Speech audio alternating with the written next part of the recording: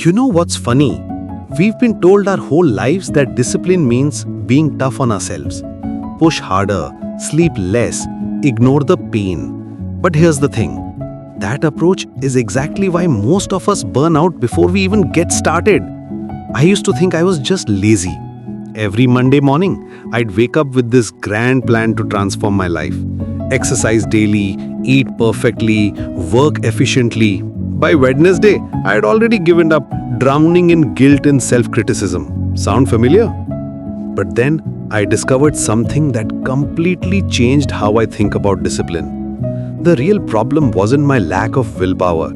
It was that I was fighting a war against myself every single day. Think about it this way. Imagine you're trying to drive a car while someone in the passenger seat constantly criticizes every turn you make. You're going too slow. Why did you take this route? You should have started earlier. How far would you get before you just want to pull over and give up? That's exactly what we do to ourselves. We create this internal critic that never stops judging, never stops pushing, never allows us to breathe. And then we wonder why we can't maintain consistency. Here's what I learned. True discipline doesn't come from pressure. It comes from trust. Trust in yourself, trust in the process, and most importantly, trust that you deserve kindness even when you're not perfect. When you're exhausted from constantly battling yourself, of course you can't stick to your goals. Your mind is spending all its energy on internal conflict instead of actual progress. It's like trying to run a marathon while carrying a heavy backpack full of guilt and self-doubt. But what happens when you put that backpack down? When you stop treating yourself like an enemy and start treating yourself like a friend who's genuinely trying their best, everything changes.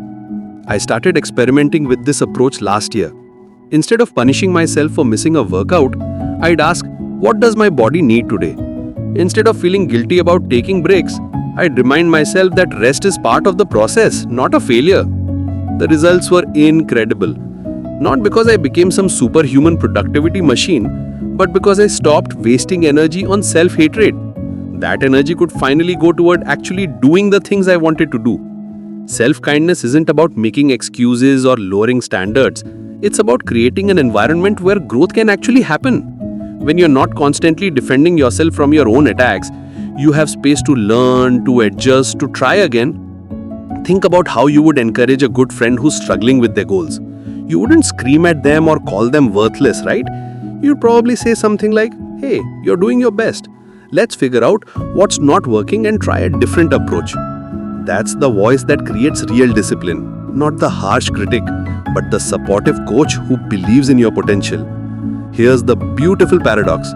When you stop forcing yourself to be disciplined, discipline starts flowing naturally. When your mind isn't fighting itself, it can focus on what actually matters.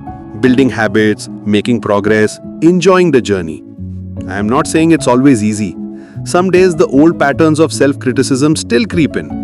But now I recognize them for what they are. Outdated software that doesn't serve me anymore. The next time you catch yourself being harsh about a missed goal or a moment of weakness, try this instead. Take a breath. Acknowledge that you're human. Ask yourself what you need right now to move forward with kindness. Because here's the truth that nobody talks about. You don't need to earn your own compassion. You don't need to prove you're worthy of your own support. You already are. Real discipline begins the moment you stop fighting yourself and start working with yourself. That's when the magic happens.